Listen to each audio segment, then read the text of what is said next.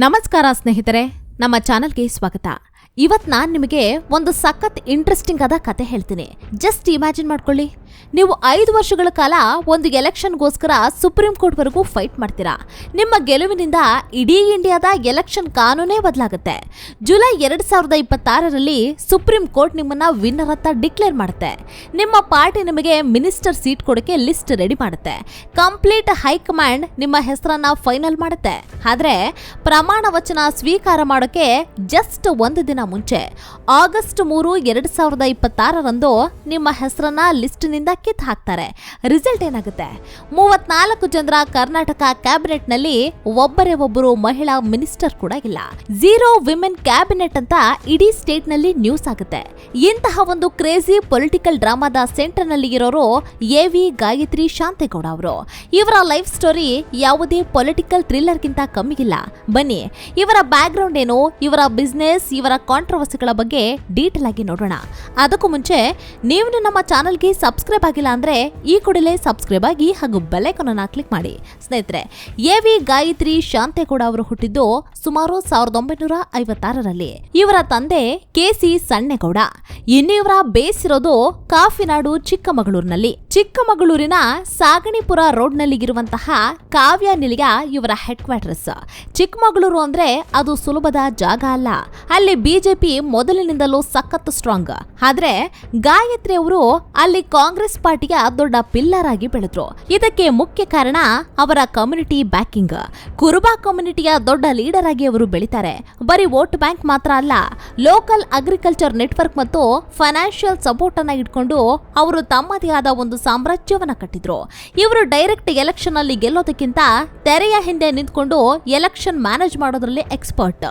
2010ರಿಂದ 2016ರವರೆಗೆ ಇವರು MLC ಆಗಿ ಕೆಲಸವನ್ನ ಮಾಡಿದ್ರು. ಆ ಟೈಮ್ ನಲ್ಲಿ ಲೋಕಲ್ ಬಾಡಿಗಳ ಲೀಡರ್ಗಳ ಜೊತೆ ಕನೆಕ್ಷನ್ ಬಿಲ್ಡ್ ಮಾಡಿದ್ರು. ಇವರ ಫೈನಾನ್ಷಿಯಲ್ ಎಂಪೈರ್ ಮತ್ತು ಬ್ಯಾಂಕ್ ಬ್ಯಾಲೆನ್ಸ್ ಬಗ್ಗೆ ಕೇಳಿದ್ರೆ ನೀವು ನಿಜಕ್ಕೂ ಶಾಕ್ ಆಗ್ತೀರಾ. 2013ರ ಅಫಿಡವಿಟ್ ನ ಪ್ರಕಾರ ಇವರ ಆಸ್ತಿ 7.22 ಕೋಟಿ ರೂಪಾಯಿ.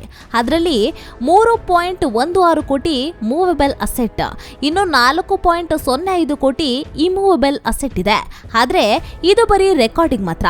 2026ರ ಲೆಕ್ಕದಲ್ಲಿ ನೋಡಿದ್ರೆ ಚಿಕ್ಕಮಗಳೂರು ಮತ್ತು ಬೆಂಗಳೂರಿನ ರಿಯಲ್ ಎಸ್ಟೇಟ್ ರೇಟ್ ಪ್ರಕಾರ ಇದು 16 ಕೋಟಿಗೆಷ್ಟು ಇರುತ್ತೆ. ಇವರ ಇನ್ಕಮ್ ಸೋರ್ಸ್ ಬರೀ ಅಗ್ರಿಕಲ್ಚರ್ ಅಲ್ಲ. ಚಿಕ್ಕಮಗಳೂರಿನ KSRTC ಬಸ್ ಸ್ಟ್ಯಾಂಡ್ ಎದುರುಗಡೆ ಇರುವಂತಹ ಪ್ರೈಮ್ ಕಮರ್ಷಿಯಲ್ ಪ್ರಾಪರ್ಟಿಗಳು ಇವರದ್ದೇ. ಒಂದು ಊರಿನ ಬಸ್ ಸ್ಟ್ಯಾಂಡ್ ಹತ್ರ ಪ್ರಾಪರ್ಟಿ ಇದೆ ಅಂದ್ರೆ ಅಲ್ಲಿಂದ ಬರುವಂತಹ ರೆಂಟಲ್ ಇನ್ಕಮ್ ಎಷ್ಟಿರುತ್ತೆ ಅಂತ ನೀವೇ ಗೆಸ್ ಮಾಡಿ. ಇನ್ನು ಇದರ ಜೊತೆಗೆ ಇವರು ಲೋಕಲ್ ಜನರಿಗೆ ಮತ್ತು ಇವರ ಫ್ಯಾಮಿಲಿ ಮೆಂಬರ್ಸ್ ಗಳಿಗೆ ಕೋಟ್ಯಾಂತರ ರೂಪಾಯಿ ಸಾಲವನ್ನು ಕೊಡ್ತಾರೆ. ಇನ್ನು ಇವರ ಫೈನಾನ್ಷಿಯಲ್ ನೆಟ್ವರ್ಕ್ ಎಷ್ಟು ಸ್ಟ್ರಾಂಗ್ ಆಗಿದೆ ಅಂದ್ರೆ ಬ್ಯಾಂಕ್ ನಲ್ಲಿ 2.85 ಕೋಟಿ ಡೆಪಾಸಿಟ್ ಇದ್ರು ಲೋಕಲ್ ಜನರ ಹತ್ರ 1 ಕೋಟಿಗೂ ಹೆಚ್ಚು ಸಾಲವನ್ನ ಮಾಡಿದ್ದಾರೆ. ಇದೊಂದು ಪಕ್ಕ ರಿಯಲ್ ಎಸ್ಟೇಟ್ ಮತ್ತು ಕ್ಯಾಪಿಟಲ್ ಮ್ಯಾನೇಜ್ಮೆಂಟ್ ಸ್ಟ್ರಾಟಜಿ. ಇನ್ನು ಈ ಪೊಲಿಟಿಕಲ್ ಗೇಮ್ ನಲ್ಲಿ ಇವರ ಅಲ್ಟಿಮೇಟ್ ಗುರು ಅಂದ್ರೆ ಮಾಜಿ ಸಿಎಂ ಸಿದ್ದರಾಮಯ್ಯನವರು. ಸಿದ್ದರಾಮಯ್ಯ ಅವರಿಗೆ ಚಿಕ್ಕಮಗಳೂರಲ್ಲಿ ಕುರುಬಾ ವೋಟ್ ಬ್ಯಾಂಕ್ ಮತ್ತು ಫೈನಾನ್ಷಿಯಲ್ ಸಪೋರ್ಟ್ ಬೇಕು. ಅದಕ್ಕೆ ಗಾಯತ್ರಿ ಅವರು ಬೇಕೇ ಬೇಕು. ಗಾಯತ್ರಿ ಅವರಿಗೆ ಹೈಕಮಾಂಡ್ ಸಪೋರ್ಟ್ ಮತ್ತು ಪ್ರೊಟೆಕ್ಷನ್ ಬೇಕು. ಇದೊಂದು ಪಕ್ಕ mutual benefit deal. DK Shivakumar ಮತ್ತು ಸಿದ್ದರಾಮಯ್ಯ ಬಣದ ನಡುವೆ ಇರುವಂತಹ ಫೈಟ್ ಗಳಲ್ಲಿ ಗಾಯತ್ರಿ ಅವರು ಸಿದ್ದರಾಮಯ್ಯನವರ ಪಕ್ಕ ಲಾಯಲಿಸ್ಟ್. ಇನ್ನು ಇವರ ಲೈಫ್ ನ ಟರ್ನಿಂಗ್ ಪಾಯಿಂಟ್ ಶುರು ಆಗಿದ್ದು 2021ರ MLC ಎಲೆಕ್ಷನ್ ಅಲ್ಲಿ. ಚಿಕ್ಕಮಗಳೂರಿನ 2410 ವೋಟ್ಗಳಲ್ಲಿ 2371 ವೋಟ್ ವ್ಯಾಲಿಡ್ ಆಗಿತ್ತು. ಬಿಜೆಪಿ ಕ್ಯಾಂಡಿಡೇಟ್ MK ಪ್ರಾಣೇಶ್ ಅವರಿಗೆ 1188 ವೋಟ್ ಬಂದ್ರೆ ಗಾಯತ್ರಿ ಅವರಿಗೆ 1182 ವೋಟ್ ಬಂತು. ಜಸ್ಟ್ 6 ವೋಟ್ಗಳಿಂದ ಗಾಯತ್ರಿ ಅವರು ಸೋತೋಗಿದ್ರು. ಆದ್ರೆ ಅವರು ಸುಮ್ಮನೆ ಕೂರ್ಲಿಲ್ಲ. ಅವರ ಟೀಮ್ ಡೀಟೇಲ್ ಆಗಿ ಇನ್ವೆಸ್ಟಿಗೇಟ್ ಮಾಡಿದಾಗ ಒಂದು ದೊಡ್ಡ ಸ್ಕ್ಯಾಮ್ ಗೊತ್ತಾಯ್ತು. 12 ಜನ ನಾಮಿನೇಟೆಡ್ ಮೆಂಬರ್ಸ್ ಈ ಎಲೆಕ್ಷನ್ ಅಲ್ಲಿ ವೋಟ್ ಮಾಡಿದ್ರು. ಕಾನ್ಸ್ಟಿಟ್ಯೂಷನ್ ಪ್ರಕಾರ 74ನೇ ಅಮೆಂಡ್ಮೆಂಟ್ ನಲ್ಲಿ ನಾಮಿನೇಟೆಡ್ ಮೆಂಬರ್ಸ್ ಗಳಿಗೆ ವೋಟ್ ಮಾಡೋ ರೈಟ್ಸ್ ಇರಲ್ಲ. ಇದನ್ನ ಇಟ್ಕೊಂಡು ಗಾಯತ್ರಿ ಅವರು ಹೈಕೋರ್ಟ್ ನಲ್ಲಿ ಕೇಸ್ ಹಾಕಿದ್ರು. ಹೈಕೋರ್ಟ್ ನಲ್ಲಿ ಗೆಲ್ತಾರೆ. ಅದಾದ ಇದಾದ ಮೇಲೆ ಪ್ರಾಣೇಶ್ ಅವರು ಸುಪ್ರೀಂ ಕೋರ್ಟ್ಗೆ ಹೋಗ್ತಾರೆ. ಫೈನಲಿ ಜುಲೈ 16, 2026ರಂದು ಸುಪ್ರೀಂ ಕೋರ್ಟ್ ಗಾಯತ್ರಿ ಅವರ ಪರವಾಗಿ ಜಡ್ಜ್ಮೆಂಟ್ ಅನ್ನ ಕೊಡುತ್ತೆ. ಪ್ರಾಣೇಶ್ ಅವರ ಎಲೆಕ್ಷನ್ ಕ್ಯಾನ್ಸಲ್ ಆಯ್ತು. ಗಾಯತ್ರಿ ಅವರು ಲೀಗಲ್ ಆಗಿ MLC ಸೀಟ್ ಅನ್ನಗಿದ್ರು. ಇದು ಬರೀ ಅವರ ಗೆಲುವಾಗಿರ್ಲಿಲ್ಲ, ಇಡೀ ದೇಶದ ಮುನಿಸಿಪಲ್ ಕಾನೂನಿಗೆ ಒಂದು ಹೊಸ ಬೆಂಚ್ ಮಾರ್ಕ್ ಸೆಟ್ ಮಾಡ್ತು. ಆದ್ರೆ ಇವರ ಜರ್ನಿ ಕಂಪ್ಲೀಟ್ ಆಗಿ ಸಕ್ಸಸ್ ಮಾತ್ರ ಅಲ್ಲ, ಇವರ ಲೈಫ್ ನಲ್ಲಿ ಸಾಕಷ್ಟು ಫೇಲ್ಯೂರ್ಸ್ ಮತ್ತು ಕಾಂಟ್ರವರ್ಸಿಗಳು ಸಹ ಇವೆ. 2013ರ ಅಸೆಂಬ್ಲಿ ಎಲೆಕ್ಷನ್ ನಲ್ಲಿ ಇವರ ಪಾರ್ಟಿ ಇವರಿಗೆ ಟಿಕೆಟ್ ಅನ್ನ ಕೊಡ್ತು. ಬಿಜೆಪಿ ಲೀಡರ್ CT ರವಿ ವಿರುದ್ಧ ಇವರು ಕಾಂಪೀಟ್ ಮಾಡಿದ್ರು. ಎಷ್ಟೇ ಹಣ ಖರ್ಚು ಮಾಡಿದ್ರು 38.24% ವೋಟ್ ಮಾತ್ರ ಬಂತು. ಸುಮಾರು 11,000 ವೋಟ್ಗಳ ಡಿಫರೆನ್ಸ್ ಇಂದ ಇವರು ಡೈರೆಕ್ಟ್ ಎಲೆಕ್ಷನ್ ಅಲ್ಲಿ ಸೋತ್ ಹೋದ್ರು. ಇನ್ನೊಂದು ದೊಡ್ಡ ಮಿಸ್ಟೇಕ್ ಅಂದ್ರೆ 2021ರ MLC ಎಲೆಕ್ಷನ್ ಟೈಮ್ ನಲ್ಲಿ ಆದಂತಹ ಇಂಟೆಲಿಜೆನ್ಸ್ ಫೇಲ್ಯೂರ್. ಆ 12 ಜನ ಫೇಕ್ ವೋಟರ್ಸ್ ಗಳು ಲಿಸ್ಟ್ ನಲ್ಲಿ ಆಡ್ ಆದಾಗ ಡ್ರಾಫ್ಟ್ ಟೈಮ್ ನಲ್ಲೇ ಇವರ ಟೀಮ್ ಅದನ್ನ ಕ್ಯಾಚ್ ಮಾಡಬೇಕಿತ್ತು. ಆದ್ರೆ ಆ ಟೈಮ್ ನಲ್ಲಿ ಅವರು ಸೈಲೆಂಟ್ ಆಗಿದ್ರು. ಇದರಿಂದಾಗಿ ಅವರು 5 ವರ್ಷಗಳ ಕಾಲ ಕೋರ್ಟ್ ಮೆಟ್ಟಿಲನ್ನ ಹತ್ತಬೇಕಾಯ್ತು. ಇದರ ಜೊತೆಗೆ ಇನ್ಕಮ್ ಟ್ಯಾಕ್ಸ್ ರೇಟ್ಗಳ ಸಮಸ್ಯೆ ಕೂಡ ಇವರಿಗೆ ದೊಡ್ಡ ತಲೆನೋವಾಗಿತ್ತು.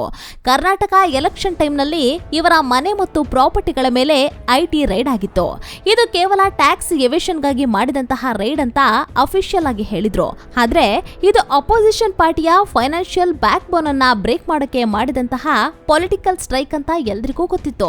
ಇದೆಲ್ಲದರ ನಡುವೆ ಈಗ ಸುಪ್ರೀಂ ಕೋರ್ಟ್ ನಲ್ಲಿ ಗೆದ್ದ ಮೇಲೆ ಗಾಯತ್ರಿ ಅವರು ಈಗ ಉಳಿದ 1.5 ವರ್ಷಗಳ ಕಾಲ MLC ಆಗಿ ಪವರ್ ನಲ್ಲಿ ಇರ್ತಾರೆ.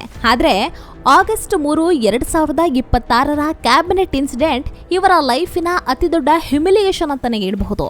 34 ಜನರ ಕ್ಯಾಬಿನೆಟ್ ನಲ್ಲಿ 0 ವಿಮೆನ್ ಇರೋದ್ರಿಂದ ಪಬ್ಲಿಕ್ ಮತ್ತು ಮೀಡಿಯಾ ಗವರ್ಮೆಂಟ್ ಮೇಲೆ ಫುಲ್ ಪ್ರೆಷರ್ ಹಾಕ್ತಾಗಿದೆ. ಪೊಲಿಟಿಕಲ್ ಅನಲಿಸ್ಟ್ ಗಳ ಪ್ರಕಾರ ಗಾಯತ್ರಿ ಅವರು ಇದೇ ಸಿಂಪತಿ ಮತ್ತು ಪ್ರೆಷರ್ ಅನ್ನ ಯೂಸ್ ಮಾಡಿಕೊಂಡು ಮುಂದಿನ ಕ್ಯಾಬಿನೆಟ್ ಎಕ್ಸ್ಪಾನ್ಷನ್ ಅಲ್ಲಿ ತಮ್ಮ ಸೀಟ್ ಅನ್ನ ಕನ್ಫರ್ಮ್ ಮಾಡಿಕೊಳ್ಳೋ ಸ್ಟ್ರಾಟಜಿಯಲ್ಲಿದ್ದಾರೆ. ಒಂದ್ ಕಡೆ ಇನ್ಕಮ್ ಟ್ಯಾಕ್ಸ್ ರೇಡ್, ಇನ್ನೊಂದ್ ಕಡೆ ಸ್ವಂತ ಪಾರ್ಟಿಯ ಒಳಗಡೆನೆ ಪಾಲಿಟಿಕ್ಸ್. ಆದ್ರೂ ಗಾಯತ್ರಿ ಶಾಂತೇಗೌಡ ಅವರು ತಮ್ಮ ರಿಯಲ್ ಎಸ್ಟೇಟ್ ಮತ್ತು ಪೊಲಿಟಿಕಲ್ ಪವರ್ ನ ಬ್ಯಾಲೆನ್ಸ್ ಮಾಡಿಕೊಂಡು ನಿಂತಿದ್ದಾರೆ. ಸೊ ಇದಾಗಿತ್ತು ಗಾಯತ್ರಿ ಶಾಂತೇಗೌಡ ಅವರ ಲೈಫ್ ಸ್ಟೋರಿ. ಇವರು ಪವರ್ಗೋಸ್ಕರ ಪಾಲಿಟಿಕ್ಸ್ ಮಾಡ್ತಾ ಇರೋ ಒಬ್ಬ ಬಿಸ್ನೆಸ್ ವುಮೆನ್ ಅಥವಾ ತನಗಾದ ಅನ್ಯಾಯದ ವಿರುದ್ಧ 5 ವರ್ಷ ಫೈಟ್ ಮಾಡಿಗಿದ್ದ ಒಬ್ಬರು ಸ್ಟ್ರಾಂಗ್ ಲೀಡರ? ನಿಮ್ಮ ಅನಿಸಿಕೆಯನ್ನ ದಯವಿಟ್ಟು ಕಾಮೆಂಟ್ ಮಾಡಿ ತಿಳಿಸಿ. ಈ ವಿಡಿಯೋ ನಿಮಗೆ ಇಷ್ಟವಾಗಿದ್ರೆ ಲೈಕ್ ಮಾಡಿ, ಶೇರ್ ಮಾಡಿ ಮತ್ತು ನಮ್ಮ ಚಾನೆಲ್ಗೆ ಸಬ್ಸ್ಕ್ರೈಬ್ ಆಗೋದನ್ನ ಮರಿಬೇಡಿ. ಮತ್ತೊಂದು ಇಂಟ್ರೆಸ್ಟಿಂಗ್ ವಿಡಿಯೋದೊಂದಿಗೆ ನಿಮ್ಮನ್ನ ಭೇಟಿ ಆಗ್ತೀವಿ. ಅಲ್ಲಿಯವರೆಗೂ ಧನ್ಯವಾದಗಳು.